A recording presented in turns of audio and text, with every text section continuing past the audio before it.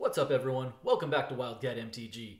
Today we are going to crack another set booster box of Kamigawa Neon Dynasty. And, if at the end of the video you found yourself having enjoyed it, then just do me a favor. Hit that subscribe button, hit that like button, and drop me a comment to let me know that you enjoyed it. I appreciate all the support out there, and, with that being said, let's crack some packs.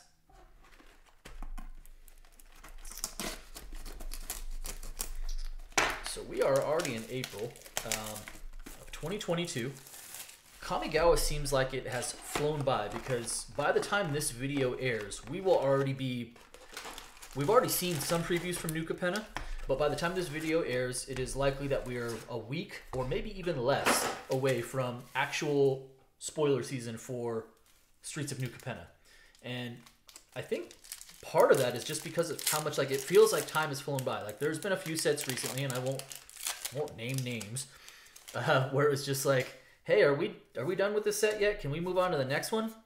And that is not the case with Neon Dynasty. Neon Dynasty has just the limited play, the standard play, what it's brought to the table in terms of some of the cards have all been quite nice. Our first one pack, one mythic. We've got Blade of the Oni. And we've got our Dockside Chef as our foil. Yeah, I think Kamigawa has brought enough to the table, whether you're a modern player, whether you're a commander player, whether you're more of a limited player like me, or whether you actually just enjoy yourself some good old-fashioned standard as well, where, I think that it just, again, I feel like it feels like time has flown by. I can't believe that we're already on the doorstep of another set, whereas with some of the more recent sets, I think it was like, hey, are we there yet? Are we the next set yet? Invoke Calamity, a card I actually really do like in the showcase version. Pretty sweet card. I'm surprised it isn't seeing more play yet, but we will see how time treats it. I previewed that card as one of my in my preview video for this set, and it is one of my favorite cards coming out of the set. Value Town, as far as this set is concerned, even despite how much it has been open, these Japanese lands are still holding a lot of value to them. I mean, we're talking like $3 for the just for the non-foils. Pretty sure I see something spicy in the back. I hope it's something good. I'm gonna go a little bit here. Let's go Shintai. Go Shintai. Triple Goshin? No. Akiba Reckoner. Eater of Virtue as a rare, and ow, the Dawn Sky and the Borderless Foil. That's a spicy pull right there. Beautiful card. I don't even know if, because my camera can do it justice, that card is smoking. Not sure on the value. It's probably, I'm gonna say only, but maybe, I don't know, $6, $7. I could be wrong. Maybe it's a little bit more than that, but not like a huge monetary hit, but actually still a really good looking card. I have to cover up Narset's face, and it pains me to do so, but she's detracting from the camera and pulling the camera's attention towards her, which I think is probably pretty common for her. All right, foil land. Keep going here. Unspeakable. Behold the Unspeakable. That card is a monster in limited. Myojin as a commander rare. Light Paws. Good old Light Paws for the rare there. Return to action as a foil. And first a list card. This is out of Ultimate Masters. That is Resurrection. Almost forgot about the list. I was so enamored with that Dawn Sky borderless foil. Been another positive for me on Kamigawa. And in the past, I have been a little bit critical of the list. And I won't go into too much of a diatribe there because, I've said it in other videos, so it probably gets a little bit old. There's our signed card. That's a Setsuki. It's that gold stamp. But I really feel like they did a huge service to Magic players and pack openers by beefing up the list in this set. Tales of Master Sashiro. We've got Soul Transfer as our rare for the pack, and then Sokenzan's Smelter. Or Smelter dealt. You know what? Never mind. But yeah, the list is actually pretty beefy. Where when I open one of these set boxes for Kamigawa, I think it's almost more of an expectation that I might hit something really good, as opposed to in other sets I had another Satsuki. No expectation that I was actually going to pull anything of significance up from that list set, or from the list slot. Fall of Lord Kanda, the Dragon Kami Reborn, which flips into the Dragon Kami's Age. That is our rare, and we've got Era of Enlightenment, and that is a Moonlace from Time Spiral. That's kind of an ugly rare. I'm not gonna lie. I don't think that has a lot of value to it. Here I am talking up the list and then blah. I don't know, maybe I'm wrong. Maybe I'm wrong. I don't think I'm wrong. All right, next pack though. Keep it moving. Shattered States era. Takanuma and the Borderless. So he's another thing that's held up really well already, despite the number of packs that have been open, is the value of these legendary lands. And the Borderless Takanuma looks insane. That looks so good. And then even the rare slot, like as far as the rares are concerned, this March of Otherworldly Light sees a ton of play. That is also a nice hit. So I'm going to start to have a rare power right there. And we've got Gift of Wrath right there. So there we go. Kind of spread out there. Not too bad. This box has been pretty kind for the most part. Borderless foil Dawn Sky, March of Otherworldly, and a borderless Takanuma. Not doing too shabby. And did I mention the lands are like $2-3 a piece just for the non-foils? Go Shintai, Life of Toshiro Umezawa. Woo! Talk about spicy. There we go. Go Shintai of Life's Origin. That is the commander hit that you want to see. There's enough of these in the market now that I don't think it has quite the same level of value, but I gotta think this is probably at least a $13 card. Issue of Two Heavens in the showcase. Not quite the foil, but that's still a nice little hit right there. And our Scrap Welder as another foil, or as another, I said foil, as another rare. And now we've got another Takanuma, this one in the regular art foil. Not bad at all. Not bad at all. Go Shintai and a Takanuma. You kidding me with that? It is pretty impressive, again, for how much of this set that has been opened between just the set boxes and the collector booster boxes. Shiny, super shiny land. How well the prices have actually held up for even, I mean, there's plenty of rares out there that are still $5 rares, which is not bad. Kumano Faces Kakazan. We've got Biting Palm Ninja as our rare there, and Commune with the Spirits. And an Arlen as another list to Arlen of the Voice of the Pack, a Planeswalker. We hit a Planeswalker. We did it. Good old War of the Spark. That's a set I keep meaning to revisit. War of the Spark, man. That feels like ages ago. Holy moly. Secluded Courtyard. That is by itself probably a $2, almost a $3 uncommon. Gloom Shrieker, Befriend the Moths, Reckoner Bankbuster, nice little rare right there, and Dokuchi Silencer as our foil. So that is the first third. That was only the first third of the box, and we made out like, I mean, for the first third of the box, we made out like bandits. Borderless foil Dawn Sky, Life's Origin, Go Shintai, March of Otherworldly Light, not too shabby at all. We're actually sitting in pretty decent shape so far. Oh my gosh, another mythic. All right, there we go. So we hit our third mythic of the box, actually technically fourth. We've got Kira of the Boundless Sky. That is another Spirit Dragon. I actually don't have a ton of the Spirit Dragons, so that's kind of cool. Kappa Tech Wrecker. We've got Ninja Turtles. We've got Foil Ninja Turtles. Turtle Ninjas. I think they were very selective in that. It does feel like purposeful. Kappa Tech Wrecker. All right, moving right along. Another of the lands. Shadow Walker. All right, so, oops.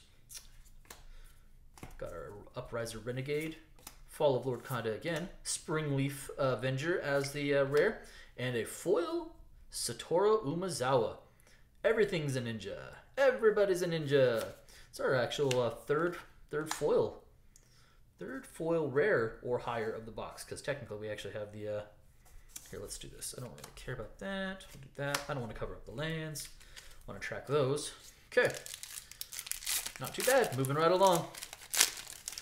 I will be very interested to see how new Capenna fares against Kamigawa. I hope upon hope that Wizards is on a roll and we just see awesome set after awesome set in 2022, especially since 2021 was largely unimpressive. Thousand-faced Shadow Ninja as the showcase rare, and Song Shaper as the foil. So yeah, I have, you know, looking at the lineup for 2022, I have high hopes.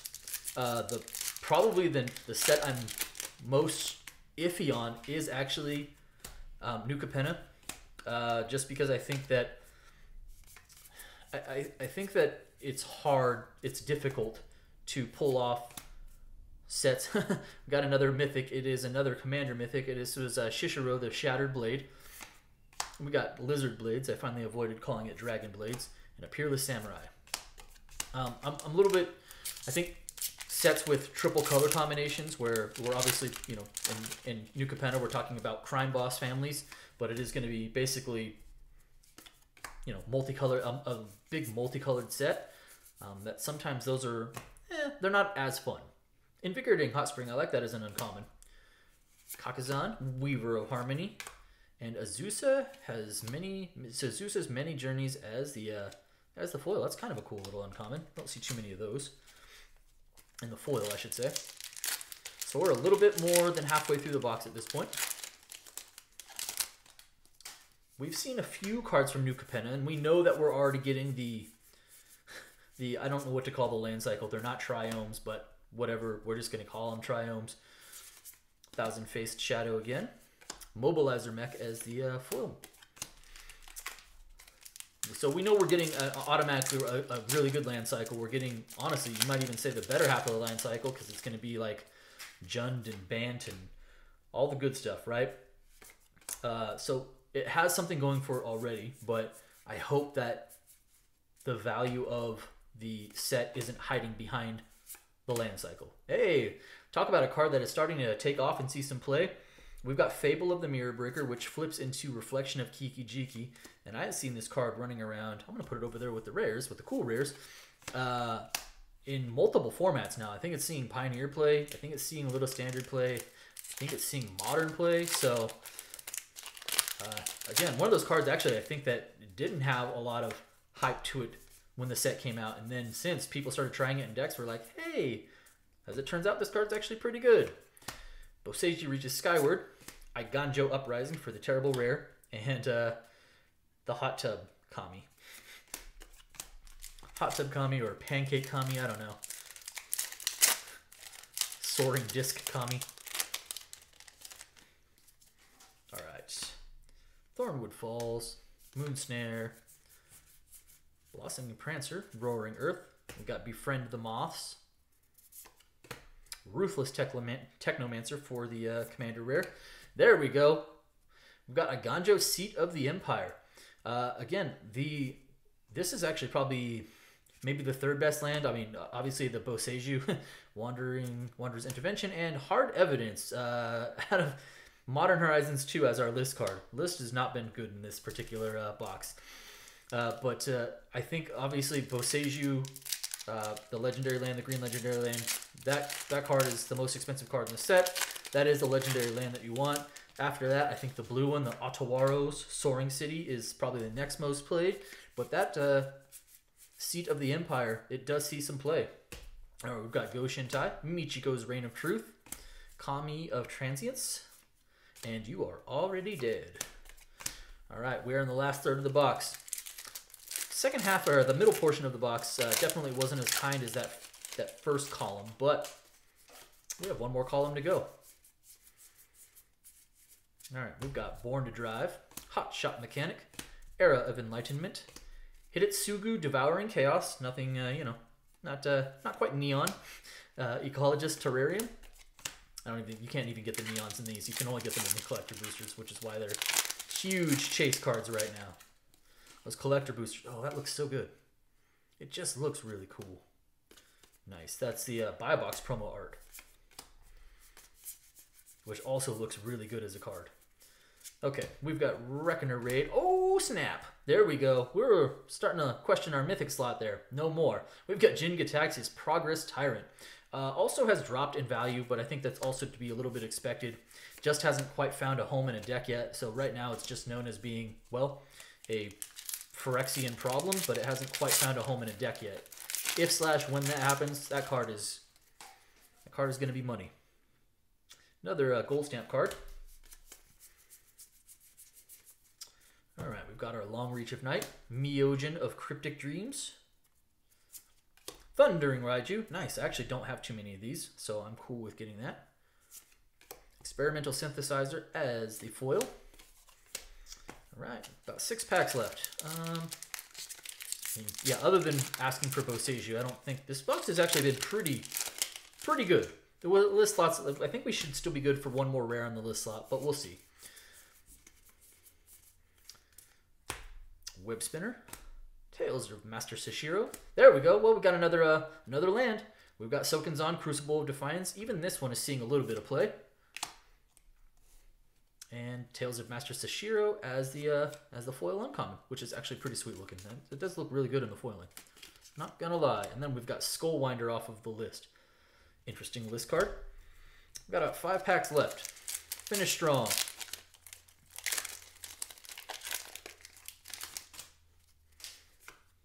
I hate to say it this way because like it's not going. Ooh, yeah, look at that foil land. Beautiful, beautiful, beautiful, beautiful $5 bill is what that is. I hate to say, you know, I'm gonna miss Kamigawa because it's not like it's going anywhere. But you know, I think the tendency with anything is in Magic is that sort of Chacker Mech, Shadow Walker. Once the new set comes out, we kind of move on to it, and then after that, before you know it, you blink and there's another set after that.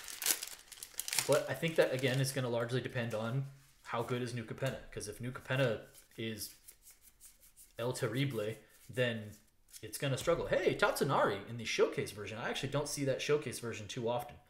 So I dig that. That's cool. Kyodai, Soul of Kamigawa in the regular version. And Skyblast Samurai. Got 4 packs left. We'll see, right? We know Capenna is going to have the land cycle. We know just based off of that alone, we're going to see a bunch of packs get cracked right out of the gate.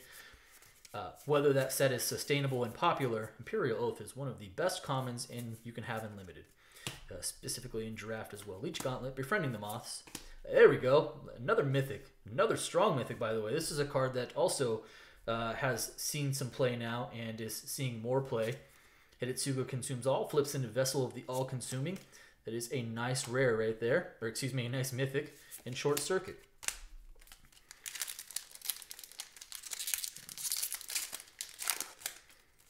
We'll also be very interested to see on the New Capenna whether those collector booster boxes have chase cards as well. I think that's kind of the $1 million question at this point is, was Wizards being experimental with Kamigawa? And did they already have something planned? Mukutai Soul Ripper. Oh, this is backwards. This is definitely a backwards card. That is a Teachings of the Kyrian. That is another foil rare. That's cool. Teachings of the Kyrian, which as we know, it flips into the Kyrian touched Orochi. Hey, wow, okay. Windborn Muse off the list. Creatures can't attack you unless their controller pays 2 more for each creature he or she controls that's attacking you. That probably has some value to it. Not gonna lie. See? Alright, there's that list slot coming through. And even if it doesn't, I still think that's actually a really good card.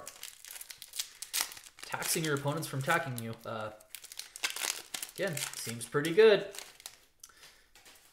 Yeah, so that's kind of the question though, right? Is New Capenna going to have chase cards in it, or was Kamigawa an experiment, and by the time the Wizards figured out the experiment was successful, will it have been too late? Wall of Blood. Neat. Another list hit. I'm going to put the Windborn up top, though, so that's visible. There we go. You know, would Wizards have already basically been in production for Capenna by the time they realized that people were going to really chase after those Neon Ink cards? So, will Capenna have chase cards in their collector boosters? That is the question. All right, last pack. Here we go. Got Life of Toshiro Umezawa. We've got Myojin of Towering Might, March of Swirling Mist, and Intercetor's Arrest. Okay. Overall, I think a pretty successful box. We had a borderless Ao the Dawn Sky. Just, again, a beautiful looking card. We had a Go Shintai of Life's Origin. Jin Gataxias, Hidetsugu Consumes All. A couple of nice little money rares right there. Off the list, we hit the Windborn Muse. And borderless Takenuma, foil Takenuma, decent land cycle. Not too shabby overall. And there we go. And we'll see how we did. Thanks for your time, everyone. Appreciate all of you. Have a great day.